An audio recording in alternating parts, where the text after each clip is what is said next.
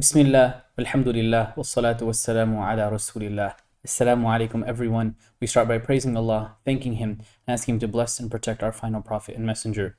Alhamdulillah, today we're going to be covering a section from juz number 8, from para number 8. And in the 8th juz of the Qur'an, there are again two surahs. There are again two surahs that occur in the 8th juz. That is Suratul An'am. That is Suratul An'am and also Suratul A'raf. Suratul An'am and Suratul A'raf. Surah number 6 and Surah number 7. And I want us to focus on two ayat that Allah He mentions towards the beginning of Suratul A'raf, when Allah is transitioning from the discussion about humanity, about previous nations, before going into the stories of the prophets. So right around this section, Surah Al-A'raf, Allah will then transition, and now we'll start talking about many previous nations and prophets, like Prophet Nuh and Prophet Hud and Prophet Salih and Prophet Lut and Prophet Shu'aib and Prophet Musa. But right before that, Allah He mentions these two ayat, where Allah subhanahu wa ta'ala He says, "Ud'u rabbakum tadarru'an wa khufya. Innahu la yuhibbul mu'tadin." Allah He says, "Ud'u rabbakum," call upon your Rabb, your Lord, your Master. Your Rabb is the one that owns you, the one that has authority over you, the one that takes care of you, the one that nurtures you, the one that maintains everything that you require, the one that gives you gifts. This is a Rabb, a Lord, a Master, a caretaker, a sustainer, an owner. And so call out to this Lord. Ud'u, make dua, call, beg, ask this Rabb of yours. But then He explains how. He is Allah, He is the Rabb, He is our Rabb. We are His abd, we are His slaves and servants. So He sets the terms of how He should be called. He says, "Ud'u rabbakum tadarru'an wa khufya." Tadarru'an, where you are humble, where you are submissive, where you are obedient, where you feel low, where you feel that you are in your place, that you do not think of yourself as great or arrogant or pompous. You are coming to the King of Kings. You are coming at the will of your Master. You are coming submitting, subservient to your Rabb. That is how you should make dua. We don't call the shots with Allah. Allah, give me this, give me this, give me this. I'm telling you what to do. No, Allah, I am begging you. You control everything and I have nothing. I am here begging at your doorstep. I am here begging at your doorstep. And so act like that. Act with that humility. Act with that lowliness. Act with that slavehood, that servanthood that you have. Wa khufya.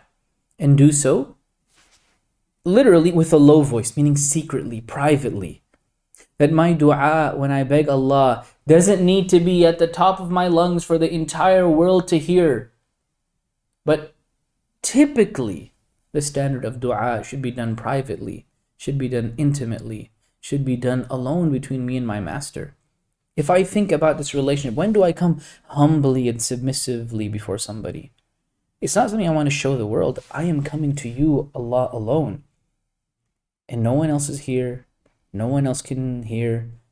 I'm not calling the shots. You call the shots, Allah. I am here to mention my plea to you. I am here to pour my heart out, to let you know what I need, to ask for your help, to ask for your guidance, to ask for your assistance. Allah, I'm at your doorstep. So there is a sense of humility and also not raising my voice, not yelling, Allah, give me this. No. Allah, please. You have the treasures of everything, and I'm here humbly, quietly, privately asking you. And nobody else needs to know. Nobody else needs to know. It's between me and you. It's between me and you. And then He continues, إِنَّهُ لَا يُحِبُّ الْمُعْتَدِينَ. Allah does not love those people that transgress His bounds. Allah does not love, rather, you can say Allah hates, Allah dislikes those people that transgress the bounds. They go beyond the boundaries of Allah. Allah has set His boundaries. This is right and this is wrong. This is allowed, this is not allowed. This is what you must do, this is what you cannot do. Allah does not want us to transgress those bounds. And so He's implicitly teaching us when you come to make a dua, when you come to ask me, do not be transgressive. Do not be engrossed in the disobedience of Allah. That doesn't mean we're going to be perfect. That doesn't mean that I'm going to be sinless and then I come and ask Allah. But at this point in time, Allah, I have stopped. I have paused. I have repented back from my evil, from my sins, from my transgression.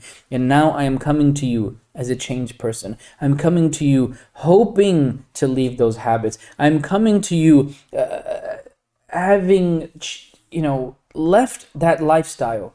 I may fall back into it in an hour despite my effort. But Allah, I have done my best to stop that sin, to stop that disobedience, to stop that evil.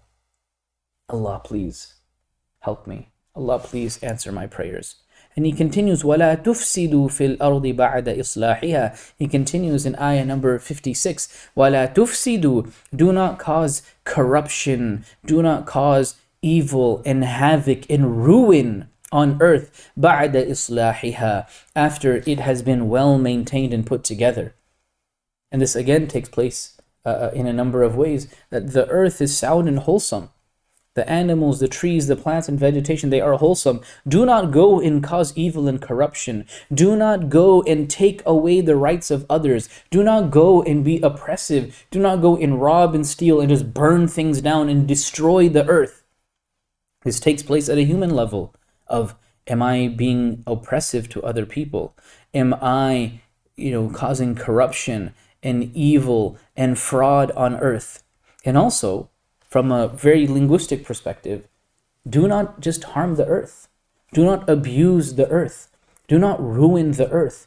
Do not go and just set the earth on fire. Do not go and just abuse resources. Do not go and ruin the land and the water and the air that Allah has given. بَعْدَ إِصْلَاحِهَا. After He has already made it so good and wholesome. After He has already made it suitable. There's that aspect. But now let's briefly go back and look at the conditions one more time. Allah says, إِنَّهُ لَا يُحِبُّ الْمُعْتَدِينَ. Allah does not love those people that are transgressive. This can also take place in dua. That there is an extreme, there is an excessiveness, there is the crossing of boundaries in dua, where someone may ask for things that are not appropriate or ask in a way that is transgressive. If somebody was to say, oh Allah, make me God, that is transgressing the bounds. There's only one God. Allah, make me a prophet. That is transgressing the bounds. Or being extremely nitpicky and excessive. Allah, I want to get married to this person and only this person on this day, at this time, and anything else is not going to be suitable. That is transgressive against Allah. Allah makes the shots, not me. Allah says yes or no, not me. My job is to ask. But when I ask, I am asking secretly, privately, and with tadarru', with humility. And so do not be transgressive. And وَلَا تُفْسِدُوا فِي الْأَرْضِ بَعْدَ إِصْلَاحِهَا. Same thing, do not be evil and corrupt. Do not cause disbelief to spread in the hearts of people after people have already been inclined towards faith and belief. That there are people that are good. Do not go and ruin them. There are people that are good. Do not make dua against good people. That there are people who believe. Do not go and snatch away their belief. And again, this is the middle qualities Allah is saying, is that make dua, but also watch what kind of a person you are. Make dua, but you should also do your best to be the best Muslim before you come and ask me.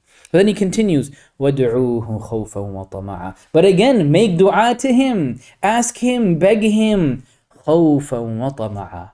Do so out of khawf, fear. Allah, I do not want to be punished. Allah, I do not want sin. Allah, I do not want to go to the hellfire. Allah, I do not want your displeasure. I do not want your anger. I do not want your punishment. I do not want to be in the fire of hell. Be afraid of these things. Be worried about these things. Beg and plead, Allah, I do not want to go to the fire of hell. وَطَمَعًا. And also, make dua with hope. Allah, I hope for your reward. I hope for your forgiveness. I hope for your pleasure. I hope for success. I hope for salvation. I hope for Jannah. I hope to be in your company, in the company of the prophets and the righteous. Allah, I hope to see you. I hope to speak to you on good terms. And this is a believer. We never feel safe from punishment, and we never feel that we are guaranteed reward. So when I make dua, Allah, I tried my best to be the best Muslim, but I know I slip up, so I'm afraid of your punishment.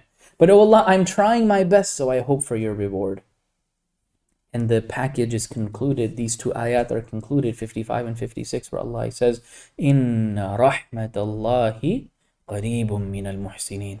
That the rahmah of Allah, the care, the compassion, the gentleness of Allah, of our one true God, our Lord, our Creator, mighty, majestic, beautiful, perfect is He.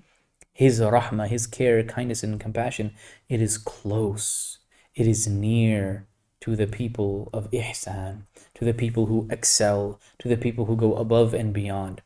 If I make dua after having done my best, after having tried my hardest, after having made effort to improve myself, Allah says His rahmah will be close to me.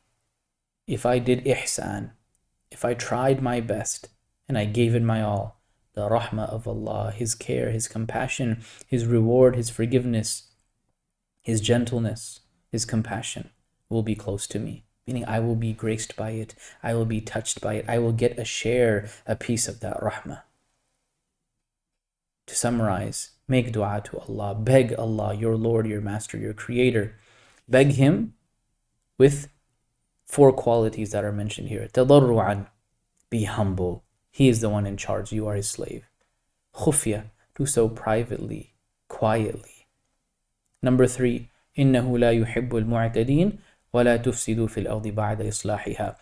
Do not be evil, do not be oppressive, do not sin while you're making dua. Stop your sin. Stop the evil. Khawfan, be afraid of punishment and His displeasure. وَطَمَعًا, and hope for His reward, His acceptance, His pleasure, His Jannah. And as a result, if these conditions are met, then His rahmah will be close to you because you were excellent in your dua. May Allah accept from us and allow us to make dua properly and answer our du'as, our prayers, our supplications, and may He allow us to reach the end of the month of Ramadan with absolute success. Ameen. Subhanallah bihamdihi, subhanallah al-azim, subhanakallahumma bihamdik, nashhadu an la ilaha illa anta nastaghfiruka wa natubu ilayk. Allahumma salli wa sallim alayhi wa ala alihi. O Allah, there is nothing worthy of our worship or devotion except for You. We praise You, we thank You, You are the most perfect. We seek Your forgiveness and we turn to You in repentance. O Allah, we end by asking You to bless and protect our Prophet and Messenger and to include us from those that follow his way until the end of time. Ameen. Assalamu alaikum wa rahmatullahi wa barakatuh.